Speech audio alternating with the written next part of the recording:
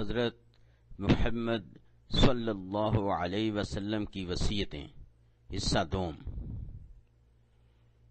اللہ تبارک و تعالی فرماتے ہیں سورہ الانعام نمبر 152 و 153، وَلَا تَقْرَبُوا مَالَ الْيَتِيمِ إِلَّا بِالَّتِي هِيَ أَحْسَنُ حَتَّى يَبْلُغَ أَشُدَّهُ وَأَوْفُوا الْكَيْلَ وَالْمِيزَانَ بِالْقِسْطِ لَا نُكَلِّفُ نَفْسًا إِلَّا وُسْعَهَا وَإِذَا قُلْتُمْ فَاعْدِلُوا وَلَوْ كَانَ ذَا قُرْبَىٰ وَبِعَهْدِ اللَّهِ أَوْفُوا ذَلِكُمْ وَصَّاكُمْ بِهِ لَعَلَّكُمْ تَذَكَّرُونَ وَأَنَّ هَذَا صِرَاطِي مُسْتَقِيمًا فَاتَّبِعُوهُ وَأَنَّ هَذَا صِرَاطِي مُسْتَقِيمًا فَاتَّبِعُوهُ وَلَا تَتَّبِعُوا السُّبُلَ فَتَفَرَّقَ بِكُمْ عَن سَبِيلِهِ ذَلِكُمْ وَصَّاكُمْ بِهِ لَعَلَّكُمْ تَتَّقُونَ۔ اور یتیم کے مال کے پاس بھی نہ جانا مگر ایسے طریقے سے کہ بہت ہی پسندیدہ ہو، یہاں تک کہ وہ جوانی کو پہنچ جائے، اور ماپ اور تول انصاف کے ساتھ پوری کیا کرو۔ ہم کسی کو تکلیف نہیں دیتے مگر اس کی طاقت کے مطابق، اور جب کسی کی نسبت کوئی بات کہو تو انصاف سے کہو، گو وہ تمہارا رشتہ دار ہی ہو، اور خدا کے عہد کو پورا کرو۔ ان باتوں کا خدا تمہیں حکم دیتا ہے تاکہ تم نصیحت پکڑو، اور یہ کہ میرا سیدھا راستہ یہی ہے تو تم اس پر چلنا اور رستوں پر نہ چلنا، ان پر چل کر خدا کے راستے سے الگ ہو جاؤ گے۔ ان باتوں کا خدا تمہیں حکم دیتا ہے تاکہ تم پرہیزگار بنو۔ ان دو آیات میں سب سے پہلے ہمیں جو حکم دیا گیا ہے وہ یہ ہے کہ یتیم کے مال کی حفاظت کریں۔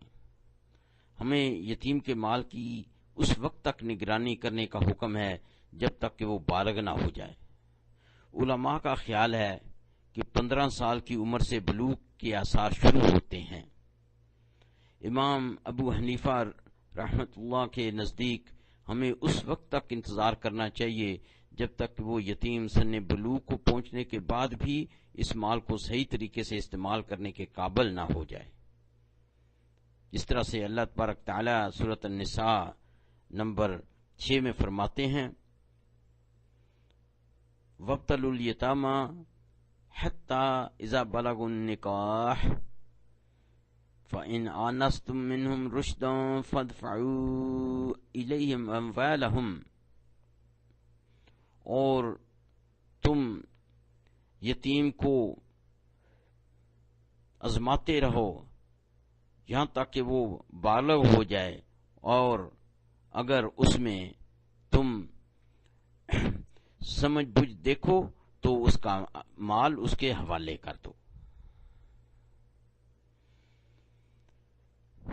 چند علماء کا خیال ہے کہ اگر کسی یتیم کا دماغ بالکل ہی معاف نہیں، یعنی وہ بالکل دیوانہ نہیں، اس صورت میں 25 سال کی عمر کو پہنچتے ہی اس کا مال، اس کے یتیم کا مال اس کے سپرد ہر حالت میں کر دینا چاہیے۔ چند اور علماء کا خیال ہے کہ اس دیوانے یتیم کا مال حکومت وقت کی تعویل میں دے دینا چاہیے، اور وقت مقرر تک یہ مال حکومت کی حفاظت میں رہنا چاہیے۔ اس کے علاوہ اللہ تبارک تعالی یہ بھی فرماتے ہیں، النساء نمبر 10، ان الذین یاکلون اموال الیتامی ظلما انما یاکلون فی بطونہم نارا وسیصلون سعیرا، اور جو لوگ یتیم کا مال کھاتے ہیں وہ گویا اپنے پیٹ دوزخ کی دہکتی ہوئی آگ سے بھرتے ہیں، اور عنقریب آگ میں داخل ہوں گے۔ پس یا دوسرے وارثوں کا مال ناجائز استعمال کرنا سخت گناہ ہے۔ اس سلسلہ میں مفتی محمد شفیع رحم اللہ نے ایک بزرگ کا واقعہ نقل کیا ہے۔ یہ بزرگ ایک مسلمان کی عیادت کے لیے تشریف لے گئے۔ تھوڑی دیر مریض کے پاس بیٹھے تھے کہ اس کی روح پرواز کر گئی۔ اس موقع پر جو چراغ جل رہا تھا انہوں نے فوراً اسے بجھا دیا اور اپنے پاس سے پیسے دے کر تیل منگوایا اور روشنی کی۔ لوگوں نے اس کا سبب پوچھا تو بزرگ فرمانے لگے کہ جب تک یہ شخص زندہ تھا یہ چراغ اس کی ملکیت تھا اور اس کی روشنی استعمال کرنا درست تھا۔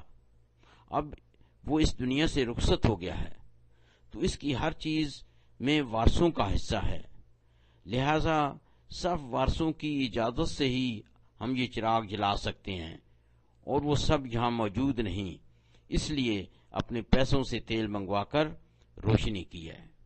کاش کہ ہمارے دلوں میں بھی وراثت کے سلسلہ میں ایسا ہی اسلامی جذبہ پیدا ہو جائے۔ اوپر کی آیتوں میں جو دوسرا حکم ہے وہ یہ ہے کہ ناپ تول میں کمی نہ کرو۔ حضرت شعیب علیہ السلام کی امت اسی لیے تباہ کر دی گئی کہ وہ لوگ ماپ اور تول میں بے ایمانی کیا کرتے تھے۔ سوید بن قیس رضی اللہ عنہ سے روایت ہے کہ رسول اکرم صلی اللہ علیہ وسلم نے فرمایا کہ تولو، وزن سے کچھ زیادہ ہی دیا کرو، یعنی جب تم تولو تو وزن سے کچھ زیادہ ہی دیا کرو۔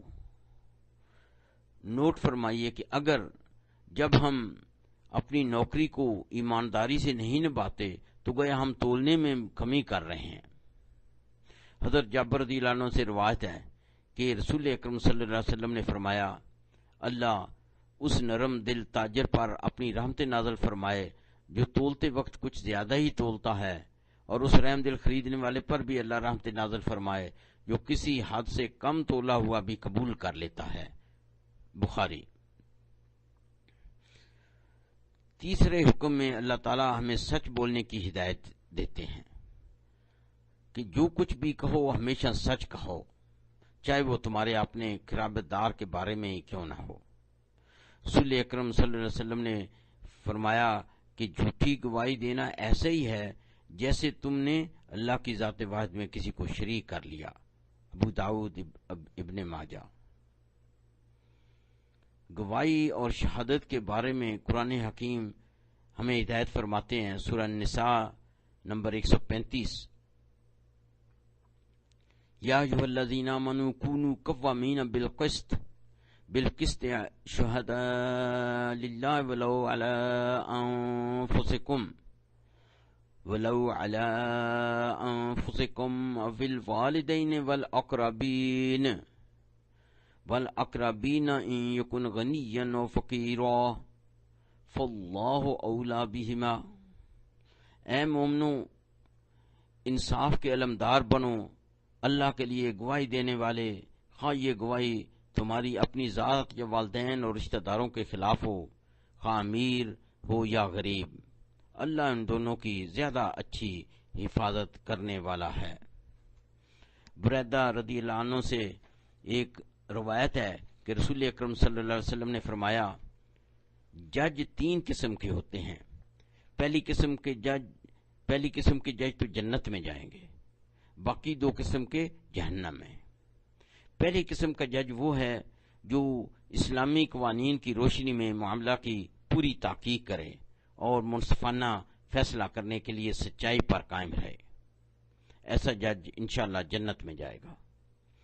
دوسرا جج وہ ہے جو تحقیق کے ذریعے معاملہ کی حقیقت تلاش کر لے لیکن جان بوجھ کر غلط فیصلہ صادر کرے، ایسا جج جہنم میں جائے گا۔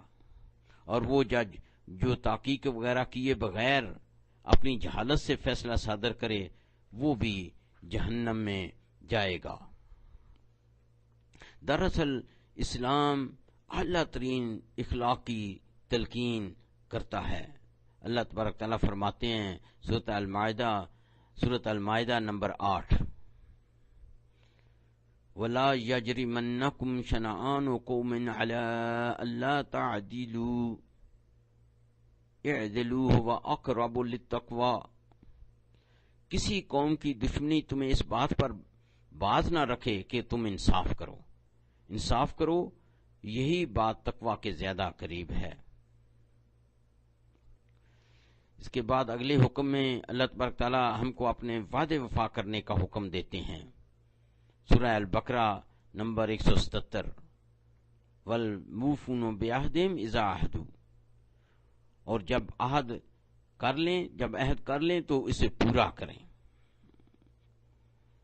اس آیت کے طرز بیان سے یہ پتہ چلتا ہے کہ اللہ تبارک تعالیٰ اصل میں فرما رہے ہیں کہ وعدہ وفائی تو ایک مومن کی عام عادت ہی میں شامل ہونا چاہیے، کیونکہ جہاں تک وعدے وفا کرنے کی بات ہے، بعض کفار بھی بعض اوقات اپنے کیے ہوئے وعدے وفا کیا کرتے تھے۔ لہذا مسلمان ایمان والوں کو اس کی اور زیادہ تاکید کی گئی ہے، کیونکہ وعدہ وفائی مخلص مومن کے اوصاف میں سے ایک ضروری وصف ہے، جیسا کہ اللہ تبارک تعالیٰ سورۃ المعارج نمبر 32 میں مومنین کے اوصاف بیان کرتے ہوئے فرماتے ہیں، والذین هم لأماناتهم وعہدهم راعون، اور جو اپنی امانتوں اور اقراروں کا پاس کرتے ہیں۔ سورۃ الانعام کی آیت نمبر 153 میں اللہ تعالیٰ فرماتے ہیں، یہی میرا سیدھا راستہ ہے، لہذا اس پر ہی چلو، کوئی دوسرا راہ اختیار مت کرو جو تم کو صراط مستقیم سے دور لے جائے۔ عبداللہ بن مسعود رضی اللہ عنہ سے روایت ہے کہ ایک بار رسول اکرم صلی اللہ علیہ وسلم نے زمین پر ایک سیدھی لکیر کھینچی اور فرمایا، یہ سیدھا راستہ اللہ کا راستہ ہے۔ پھر اس کے ارد گرد بہت سی دوسری لکیریں بنا کر فرمایا، یہ راستے سب شیطان کے راستے ہیں۔ پھر آپ نے اس سورہ الانعام کی آیت نمبر 153 پڑھی۔ سورۃ الانعام کی آیات 151 سے 153 کا لباب یہ ہے۔ پہلی آیت میں اللہ تعالیٰ فرماتے ہیں، نمبر 1، اللہ کے ساتھ کسی کو شریک نہ کرو۔ نمبر 2، والدین کا حکم مانو۔ نمبر 3، اپنے بچوں کی روحانی اور جسمانی طور پر جان نہ لو۔ نمبر 4، ظاہری اور باطنی برائیوں سے بچو۔ اور نمبر 5، ناحق کسی انسان کو قتل نہ کرو۔ پھر اللہ تعالیٰ فرماتے ہیں تاکہ تم سمجھ سکو، کیونکہ اسلام سے پہلے لوگ ان باتوں کو سمجھنے کی بالکل کوشش نہیں کرتے تھے۔ اللہ چاہتا ہے کہ ہم درجہ بالا ہدایت کے سمجھنے کی کوشش کر کے ان پر عمل کریں۔ اس لیے اللہ تبارک تعالیٰ اس آیت کے اخیر میں فرماتے ہیں، لعلکم تعقلون، یعنی ہم عقل سلیم کا استعمال کریں۔ دوسری آیت میں 4 ہدایات درج ہیں۔ نمبر 1، یتیم کا مال مت کھاؤ۔ نمبر 2، ماپ تول میں انصاف کرو۔ نمبر 3، حق بات کرو اور حق اور سچائی کا ساتھ دو۔ اور نمبر 4، صراط مستقیم پر چلو۔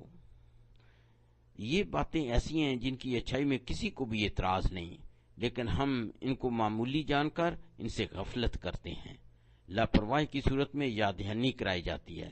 اس لیے اللہ تعالیٰ اس آیت کے اخیر میں فرماتے ہیں، لعلکم تذکرون، تمہیں خبردار کیا جاتا ہے یاد دہانی کے طور پر تاکہ تم بھول نہ جاؤ۔ اور تیسری آیت میں ہمیں سیدھا راستہ چلنے کی ہدایت کی گئی ہے۔ یہ اس صورت میں ممکن ہے جب ہم تقوی اختیار کرنے کی کوشش کریں۔ اس لیے اللہ تعالیٰ اس آیت کے اخیر میں فرماتے ہیں، لعلکم تتقون، تاکہ تم تقوی اختیار کرو۔ ان تینوں آیات میں 10 احکامات دیے گئے ہیں۔ کعب احبار رضی اللہ عنہ قبول اسلام سے پہلے یہودی تھے اور تورات کے بہت بڑے عالم تھے۔ فرماتے ہیں تورات انہی 10 احکامات سے شروع ہوتی ہے اور یہی 10 احکامات یا 10 کمانڈمنٹس حضرت موسیٰ علیہ السلام کو دیے گئے تھے۔ بقول حضرت عبداللہ بن عباس رضی اللہ عنہ کہ یہی آیات محکمات ہیں جن کا ذکر سورہ آل عمران میں آیا ہے، اور یہاں تک کہ حضرت آدم علیہ السلام سے لے کر رسول اکرم صلی اللہ علیہ وسلم تک تمام انبیاء کو یہی بنیادی 10 احکامات صادر کیے گئے تھے۔ کسی رسول کی شریعت بھی ان سے خالی نہیں رہی۔ اللہ تعالی ہمیں رسول اکرم صلی اللہ علیہ وسلم کی اس وصیت پر عمل کرنے کی توفیق عطا فرمائیں، آمین۔